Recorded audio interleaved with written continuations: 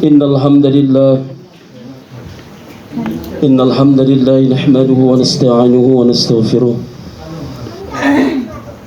ونعوذ بالله من شرور أنفسنا ومن سيئات أعمالنا من يهده الله فلا مضل له ومن يضلله فلا هادي له أشهد أن لا إله إلا الله وحده لا شريك له أحدا صمدا لم يلد ولم يولد ولم يكن له كفوا أحد وأشهد أن سيدنا محمدا عبده ورسوله اللهم صل وسلم وبارك على سيدنا محمد وعلى آله وصحبه أجمعين. قال الله تعالى في كتابه الكريم بعد أعوذ بالله من الشيطان الرجيم قل إن كنتم تحبون الله فاتبعوني يحببكم الله ويغفر لكم ذنوبكم والله غفور رحيم. فقال النبي صلى الله عليه وسلم من أحيا سنتي فقد أحبني ومن أحبني كان معي في الجنة. وقال أيضا كل أمتي يدخلون الجنة إلا من أبى. قيل ومن يأبى يا رسول الله؟ من أطاعني دخل الجنة ومن أصاني فقد آبى. أو كما قال رسول الله صلى الله عليه وسلم.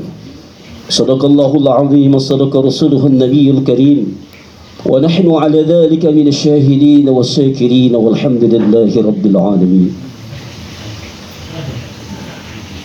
Alhamdulillah, hadirin Bapak dan Ibu yang dimuliakan Allah, yang disayangi Allah, yang dirahmati Allah insyaallah. Sudah sepantasnya kita sebagai hamba Allah yang lemah, yang taib, yang senantiasa mengharap kasih sayang, yang mengharap daripada belas kasihnya Allah Subhanahu wa taala. Kita bersyukur kepada Allah Subhanahu wa taala karena begitu banyak nikmat yang telah diberikan Allah kepada kita, baik mau kita sadari maupun yang tidak kita sadari. Hadirnya kita ke rumah yang mulia ini adalah semata-mata karena Allah Subhanahu wa taala izinkan. Tanpa izinnya Allah, maka kita tidak akan mampu untuk melangkahkan kaki kita. Kita tidak akan mampu bergerak. Sedikit pun kita ini adalah makhluk yang sifatnya tidak bisa berbuat apa-apa, tidak punya apa-apa, dan tidak bisa berbuat sedikit pun apa-apa tanpa izin Allah Subhanahu wa taala. Karena apa hadirin? Karena Allah Subhanahu wa taala sang pencipta, sang khaliq. Kita adalah makhluk yang diciptakan.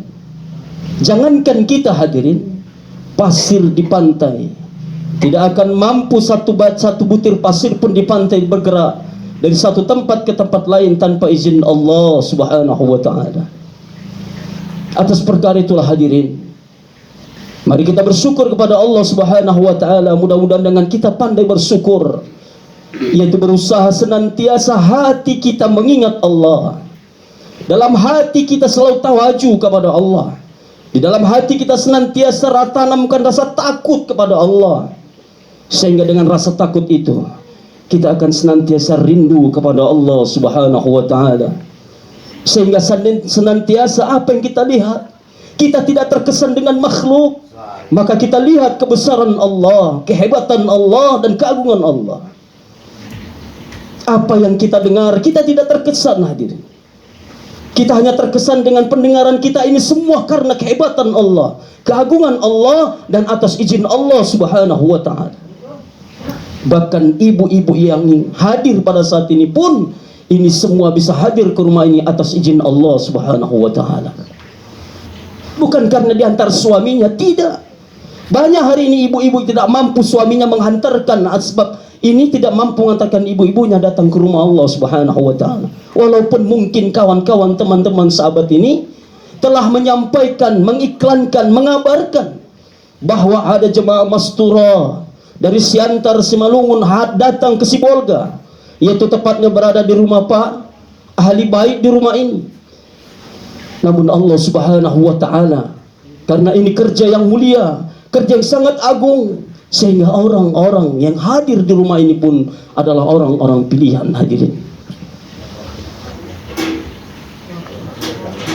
Kemudian kita sebagai umat Nabi sallallahu alaihi wasallam, beruntunglah kita hari ini, dan sangat-sangat beruntung diciptakan sebagai umat Nabi sallallahu alaihi wasallam. Karena orang yang menjadi umat Nabi, apapun yang dia buat, apalagi dia mentaati dan melaksanakan sunnah Nabi, maka dia ada mendapatkan tiket mendapat surganya Allah Subhanahu wa ta'ala. Man ahya sunnati, siapa yang menghidupkan sunnahku, wa man ahabbani, maka dialah orang-orang yang menandakan dia cinta kepadaku.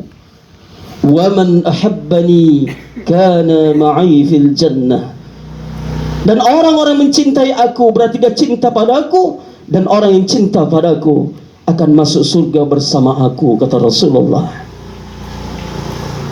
Bapak dan Ibu rahmati Allah Subhanahu wa ta'ala, kita beruntung, kita bersyukur kepada Allah dijadikan umat Nabi di akhir zaman, yang mana kita tidak pernah meminta, bahkan tidak pernah mengira kita dilahirkan di permukaan bumi, dihantar di muka bumi ini sebagai umat yang sangat dicemburui oleh umat-umat terdahulu.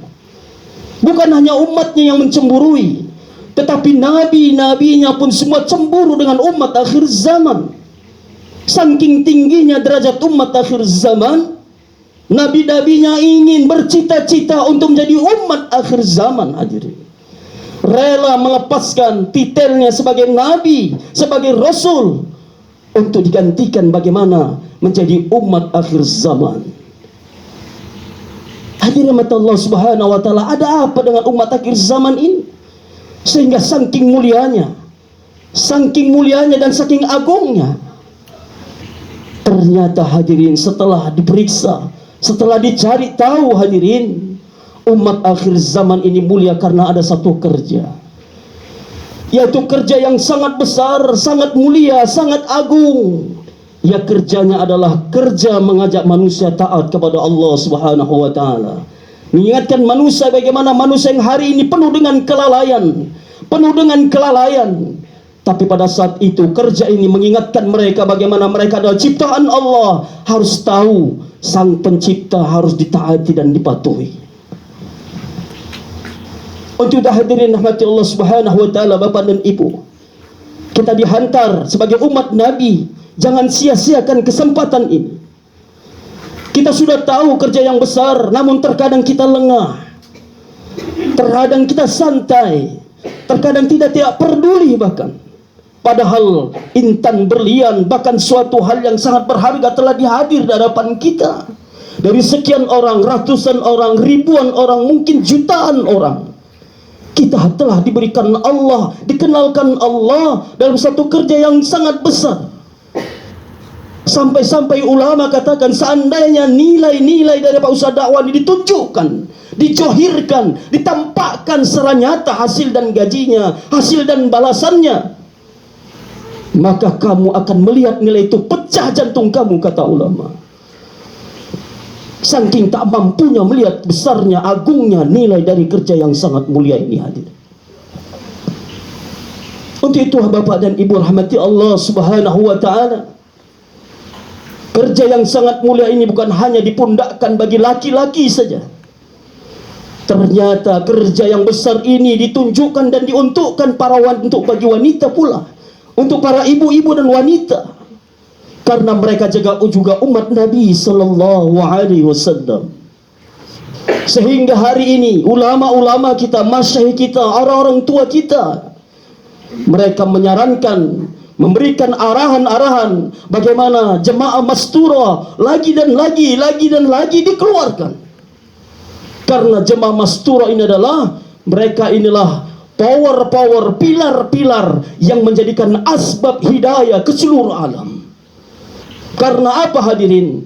Karena seorang wanita manakala dia berkorban untuk agama Allah, maka Allah Subhanahu wa ta'ala turunkan langsung bantuannya. Sebagaimana Siti Hajar ketika tidak ada tanda kehidupan di kota Bakkah, maka langsung Allah berfirman, wa kana haqqan alaina nasrul mu'minin. seorang wanita hadirin, manakala imannya sudah benar kepada Allah, tawakalnya sudah benar kepada Allah, rasa takutnya betul kepada Allah, amalnya benar kepada Allah, maka dia akan merubah dunia ini, bahkan dia akan mengguncang dunia ini, bahkan dialah nanti menjadi orang-orang penjadi asbab hidayah di seluruh alam. Makanya kenapa para wanita itu diajak untuk keluar, supaya mereka faham.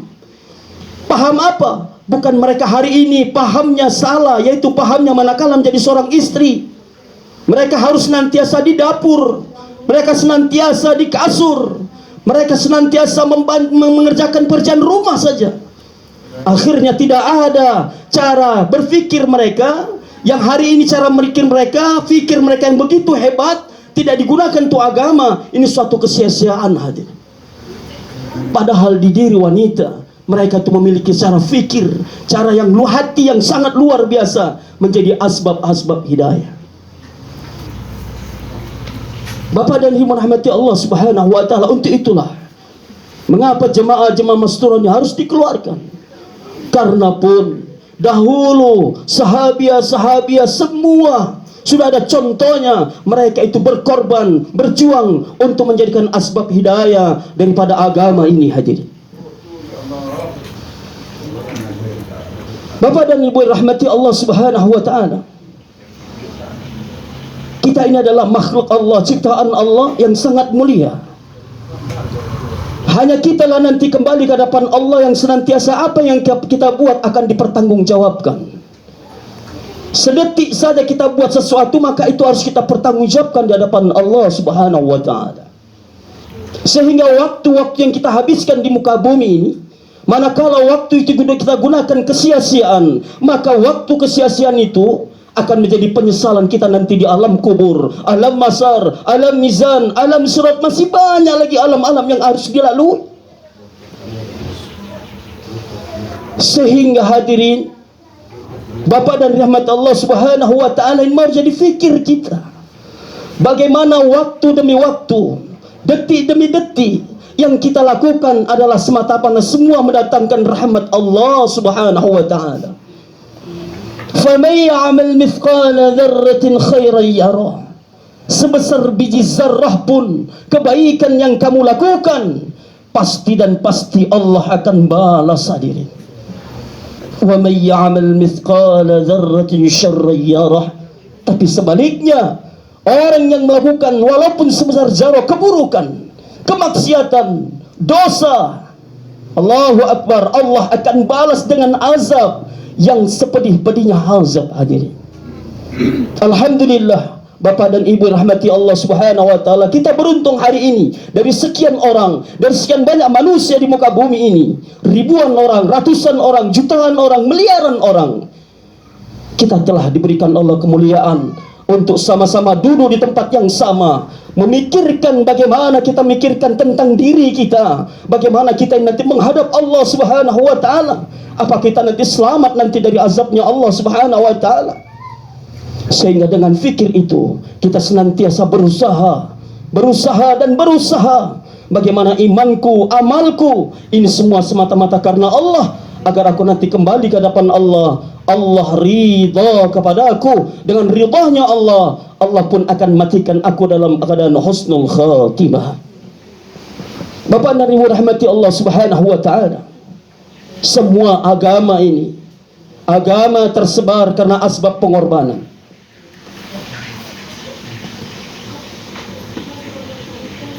Agama tersebar asbab pengorbanan hadirin.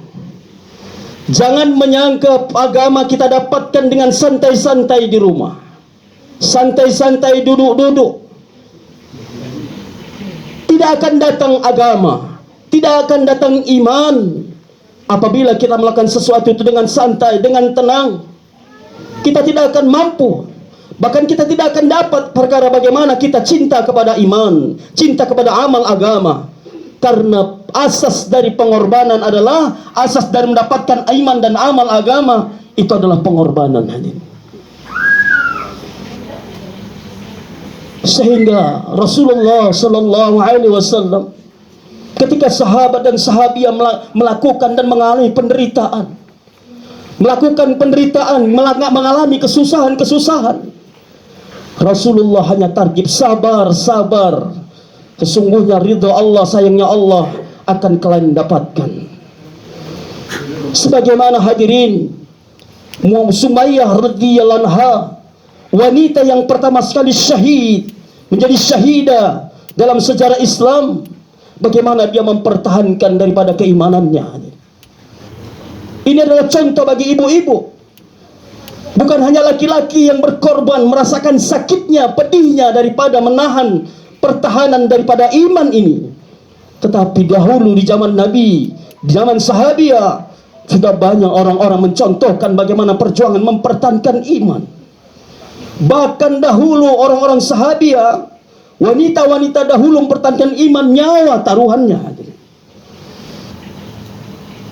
Sampai-sampai Sumayyah syahid. Allahu Akbar. Di tangan penyiksaan kaum Quraisy pada saat itu.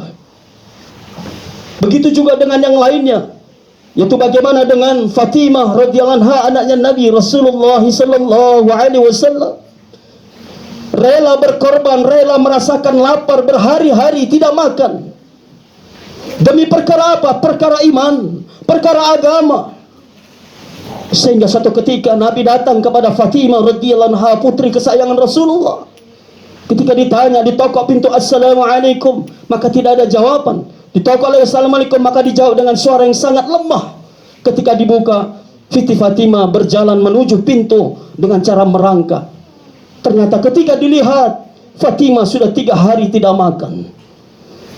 Bayangkan 3 hari tidak makan untuk asbab apa? Asbab mempertahankan iman, mempertahankan agama. Karena suaminya sedang berjuang di jalan Allah, mencari ridha Allah, mengharapkan ridhanya Allah subhanahu wa ta'ala. Maka istrinya, anaknya rela bersusah-susah, bahkan tidak makan, hadirin. Bahkan anaknya, cucunya Rasulullah tercinta Hasan dan Husain radhiyallahu anhu, sampai-sampai ulama mengisahkan sudah beberapa hari tidak makan. Dia kais-kais tanah, bekas tepung yang sudah bekas bercampur dengan tanah, itulah yang dimakan oleh cucu baginda Nabi sallallahu alaihi wasallam. Sehingga Nabi memeluk daripada cucunya, hadirin. Nabi sedih, hadirin. Maka Siti Fatimah radhiyallahu anha meminta agar Rasulullah mendoakannya. Tapi Rasulullah katakan, doaku adalah untuk umatku. Bapak dan nikmat Allah subhanahu wa ta'ala, masih banyak sahabiah yang luar biasa pengorbanan untuk agama ini. Begitu pula dengan Siti Khadijah radhiyallahu anha, istri Nabi yang tercinta. Istri Nabi yang tercinta, yang sangat dikasihi Rasulullah, yang sangat dicintai Rasulullah. Karena apa dicintai? Karena Khadijah benar-benar seorang wanita pilihan, wanita yang sangat idaman, wanita yang sangat betul-betul dicintai Allah, diberikan hidayah yang sangat luar biasa. Bukan luar biasanya dia mempercantik dirinya, memperbanyak hartanya, bukan, hadir. Tetapi Khadijah radhiyallahu anha, dia istimewa dalam pandangan Allah karena seluruh hartanya habis untuk agama Allah subhanahu wa ta'ala. Bukan hanya hartanya, bahkan dirinya, hadirin, dia korbankan di jalan Allah subhanahu wa ta'ala, membantu suaminya Rasulullah untuk memperjuangkan agama ini. Bagaimana agama ini supaya tersebar ke seluruh alam, hadirin. Bapak dan ibu rahmati Allah subhanahu wa ta'ala, begitu banyak, hadirin, perjuangan-perjuangan sahabiah. Dan ini semua pelajaran bagi ibu-ibu, bagaimana perjuangan mereka, pengorbanan mereka, penderitaan mereka. Mau kita contoh untuk agama, karena pengorbanan untuk agama sekecil biji zarah pun akan Allah balas dengan balasan yang besar, yang agung, yang sangat-sangat luar biasa. Walaupun hari ini kita penderitaan, sakit-sakit kita, susah-susah kita, letih-letih kita keluar di jalan Allah, belum ada apa-apanya dibandingkan dengan para sahabiah dahulu. Belum ada apa-apanya, hadirin. Karena sahabiah dulu, pengorbanan mereka, hadirin, kalau suaminya berangkat keluar jalan Allah, memperjuangkan agama Allah, maka taruhannya mereka itu adalah calon menjadi seorang daripada janda, hadirin. Mereka rela suaminya dikorbankan di jalan Allah demi mengharap ridhanya Allah, demi mengharap daripada sayangnya Allah kepada mereka. Inilah luar biasanya iman para sahabiah. Sehingga sampai dikisahkan saking luar biasa pengorbanan para sahabiah pada saat itu. Karena pada saat itu yang namanya Khalid bin Walid adalah salah satu panglima perang yang sangat luar biasa. Sangat luar biasa kemahiran perangnya, sehingga banyak kaum muslimin pada saat itu dihancurkan, bahkan dibunuh oleh Khalid bin Walid. Suatu ketika Khalid bin Walid, Allah beri dia hidayah. Allah masukkan hidayah Islam ke dalam di dalam hati Khalid bin Walid. Maka Khalid bin Walid pun dia masuk Islam, hadirin. Padahal pada saat itu para sahabiah melihat Khalid bin Walid, kalau melihat dengan nafsunya, ingin sekali memenggal kepala Khalid bin Walid. Karena mereka melihat bahwa Khalid bin Walid lah yang menyebabkan mereka jadi janda, anak-anak mereka menjadi yatim, suami-suami mereka telah dibunuh oleh Khalid bin Walid. Tetapi apa yang terjadi, hadirin? Ternyata dengan didikan Rasulullah, mereka mengatakan, Walid, karena kami sudah belajar iman, tuntutan iman tidak boleh membalas dendam. Tetapi tuntutan iman bagaimana? Kamu harus berjuang. Orang yang belum dapat iman, orang yang belum dapat hidayah, kamu berusaha doakan mereka, dakwah mereka, ajak mereka bagaimana mereka mentaati Allah, agar mereka selamat dari azabnya Allah Subhanahu wa ta'ala. Sehingga sahabat mengatakan, Khalid, kami rela demi iman, kami rela menghilangkan sakit hati kami demi bagaimana kamu masuk Islam, masuk agama Allah Subhanahu wa ta'ala. Bapak dan Ibu rahmati Allah Subhanahu wa ta'ala, inilah pengorbanan para sahabiah dan sahabat radhiyallahu ajma'in. Yang kata ulama, nanti mereka akan menanyakan kita umat akhir zaman, apa yang telah kita buat untuk agama ini, apa yang telah kita korbankan untuk agama ini, apa yang telah kita habiskan untuk agama ini. Betapa malunya kita nanti ketika di hadapan Allah, ketika di alam akhirat, ketika ditanya mereka, apa yang mau kita bawa, apa mau kita jawab. Karena hari ini bahagianya kita bisa mentaati Allah, bisa menjalankan perintah Allah. Ini semua asbab pengorbanan, tetesan darah, sakit-sakit para sahabat dan sahabiah. Tanpa pengorbanan sakit-sakit mereka, maka hari ini mungkin kita menjadi manusia yang hina, hadirin. Kita manusia yang paling hina karena kita tidak punya agama. Bisa jadi agama kita selain daripada Islam, agama yang tidak diakui Allah Subhanahu wa ta'ala, yaitu agama yang akhirnya masuk direndam oleh Allah dalam nerakanya selama-lamanya. Na'udzubillah. Untuk itu hadirin, Bapak dan Ibu rahmati Allah Subhanahu wa ta'ala, khususnya para ibu. Kenapa para ibu diajak untuk keluar di jalan Allah? Dengan harapan bagaimana ibu-ibu ini fikirnya menjadi fikir agama. Dirinya, bagaimana dirinya dia korbankan untuk agama. Masa dan waktunya bagaimana dia luangkan untuk agama. Singkat katanya, semua yang ada dalam dirinya, potensinya, keahliannya, kelebihannya, bagaimana semua dilimpahkan untuk perkara agama. Karena apa hadirin? Karena ibu dan para wanita ini sangat luar biasa. Kenapa luar biasa? Mereka lah pembentuk generasi, pembentuk ulama-ulama, pembentuk pejuang agama, pembentuk daripada orang-orang yang siap mati di jalan Allah Subhanahu wa ta'ala. Kalau para ibunya tidak punya fikir agama, tidak ada risau agama, maka anak-anak yang dia didik pasti menjadi penentang agama. Karena apa hadirin? Setiap karakter ibu yang di rumah pasti dilihat oleh anaknya. Pasti akan contoh ibunya. Karena lebih banyak masa anak adalah pada orang tuanya, yaitu ibunya. Manakala ibunya punya fikir agama dengan asbab keluar mastura, punya pikir agama, maka dia akan berjuang, dia akan berseri keras bagaimana menjadikan anaknya menjadi dai-daiyahnya Allah, menjadi hafizah, menjadi alim-alimah, menjadi pejuang agama. Ini sudah pasti hadirin. Makanya mastura dikeluarkan dengan harapan bagaimana mastura wanita menjadi da'iyah, menjadi alimah, menjadi jahidah, menjadi daripada murabiyah. Ini semua adalah semua untuk wanita. Bahkan hadirin, kalau wanita ini sudah terbentuk daripada fikirnya, amalnya, risaunya untuk agama, maka dia pun akan mendorong suaminya untuk keluar di jalan Allah dan memperjuangkan agama Allah Subhanahu wa ta'ala. Kalau tidak hadirin, Allahu Akbar, sering kita dengar suami ini jos, suami ini luar biasa imannya ketika dia dengar bayan di markas. Dia dengar bayan ulama yang begitu luar biasa, menggelegar, bahkan menaikkan iman. Sehingga ketika ditawarkan siapa siap 4 bulan negara jauh, siapa siap 4 bulan IPB, dia angkat tangan tanpa fikir-fikir lagi. Sampai dia yakin, aku akan berangkat, karena luar biasa daripada ganjaran pada iman ini, agama ini. Bayannya 1 jam, 2 jam, bahkan 3 jam. Sampai-sampai dia mendengarkan hilang daripada kemewahan dunia. Tidak ada apa-apanya dunia. Dunia qalil, dunia kecil, dunia akan hancur. Akhirat yang besar, Allah yang besar, aku harus keluar jalan Allah. Dengan semangatnya pulang ke rumah, jumpa dengan istrinya. Dia kalkusari, wahai sayangku, wahai istriku, abang tadi dengar bayan ulama ini dan itu. Ternyata dunia ini sementara, akhirat selama-lamanya. Abang mau berangkat dek 4 bulan negara jauh. Berapa biayanya dek? Cuman sedikit, 30-40 juta.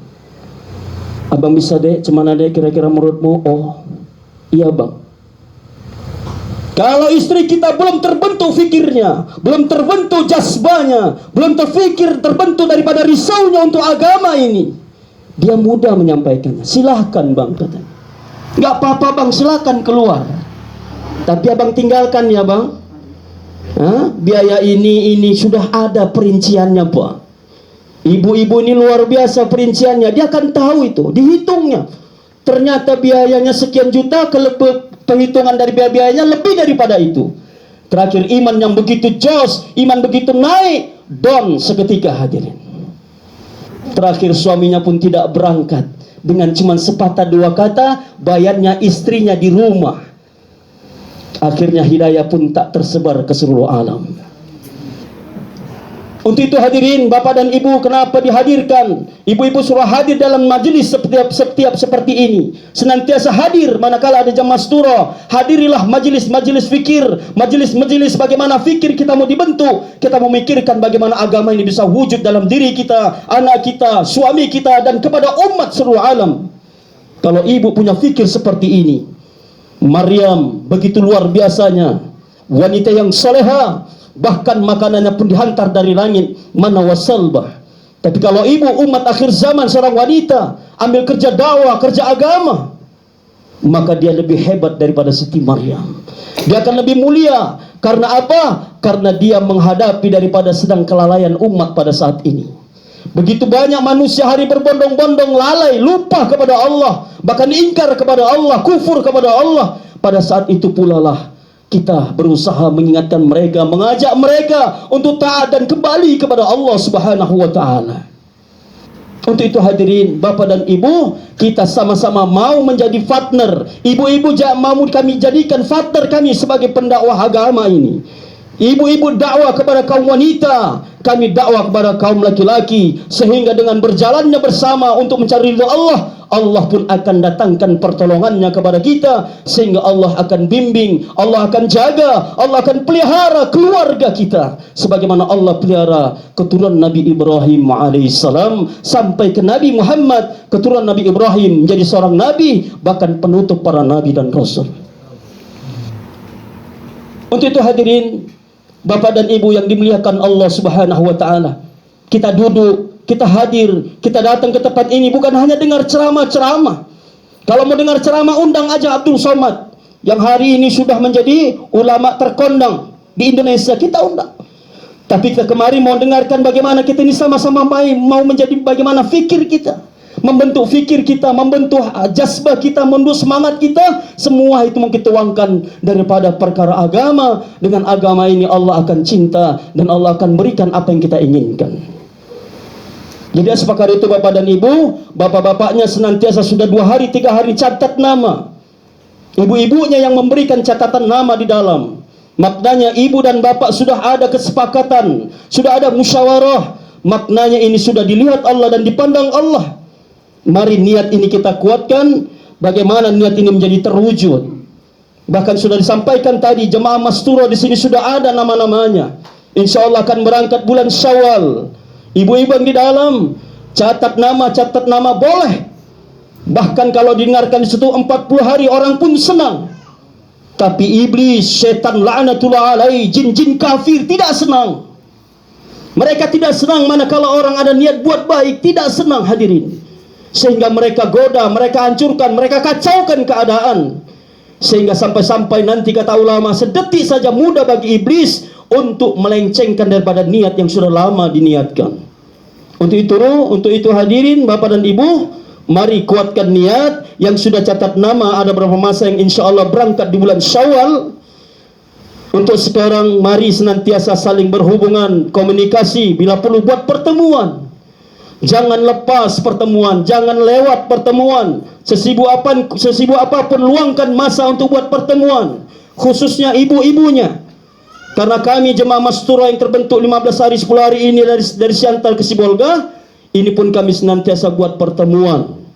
Sehingga alhamdulillah dengan izin Allah, dengan kesungguhan, Allah pilih kami 6 pasang di antara Allah dan diizinkan Allah untuk memijak bumi Sibolga ini. Mudah-mudahan datangnya kami kemari ini menjadi asbab hidayah. Ini menjadi asbab turunnya hidayah bercurah-curah di kampung ini, di Sibolga ini. Sehingga Sibolga nanti harapan kami menjadi Sibolga Madinatul Munawwarah, Sibolga yang memancarkan nur hidayah. Walaupun Sibolga ini katanya kecil, bukan kecil dalam bentuk, dalam pandangan bentuknya, tapi kecil yang bukan hanya bentuk, tapi besar dalam pandangan Allah Subhanahu wa taala.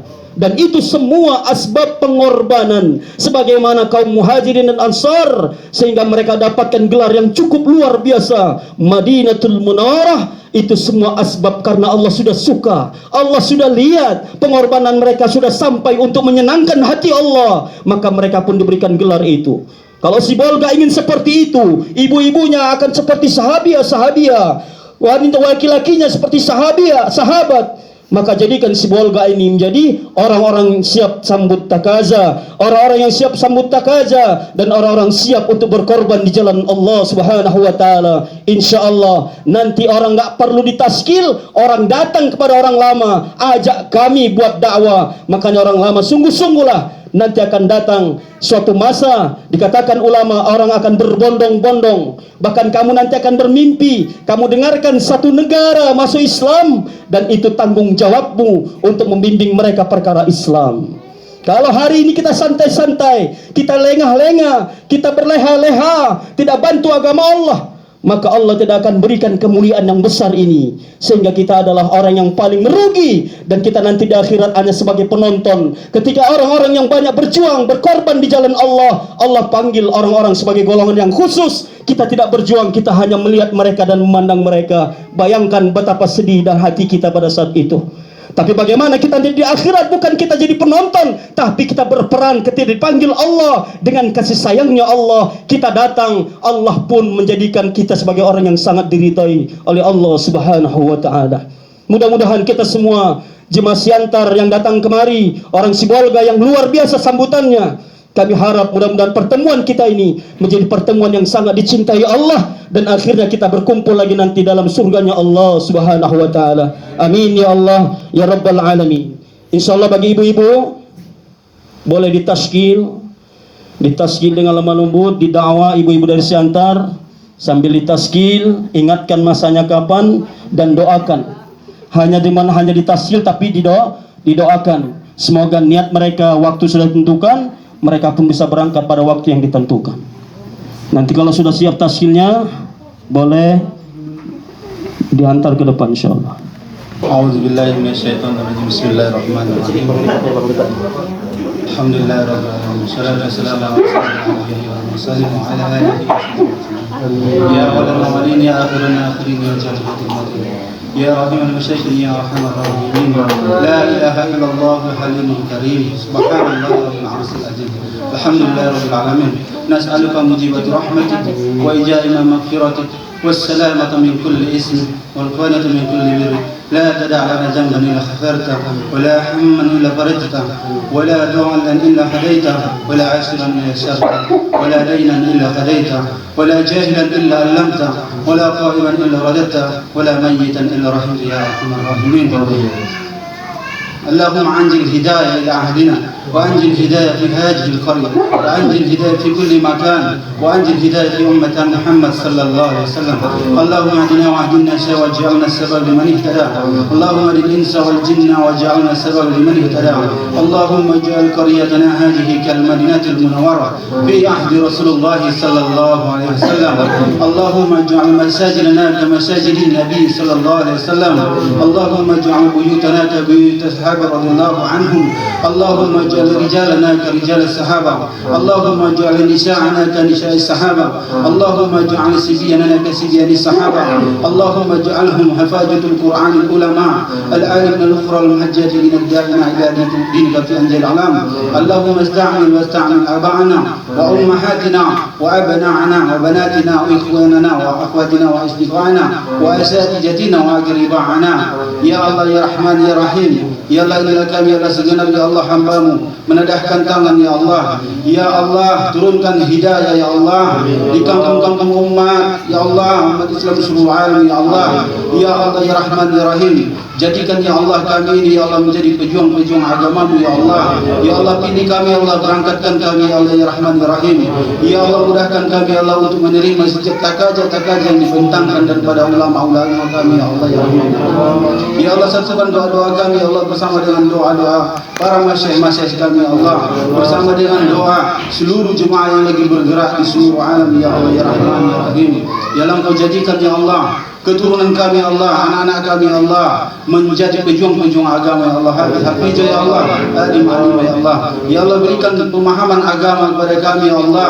Ya Allah ya Rahman ya Rahim, pergunakan diri kami ya Allah, masa kami, harta kami ya Allah untuk menolong agama-Mu ya Allah. Rabbana atina fid dunya hasanah wa fil akhirati hasanah wa qina adzabannar. Wa sallallahu ala sayyidina Muhammad wa ala alihi wa sallam. Fatiha subhana rabbika rabbil izzati amma yasifun. Wassalamu ala al-mursalin walhamdulillahi rabbil alamin.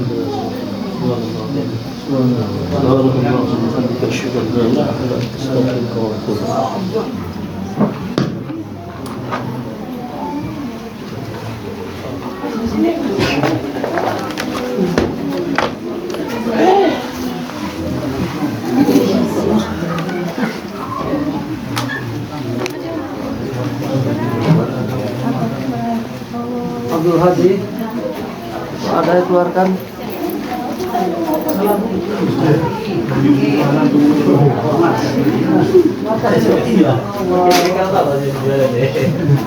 Salah Sultan, Sultan salah, Sultan. Sendiri. Oh, arah ke pasar dan becak ke pasar. Insyaallah Sultan. Tunggu.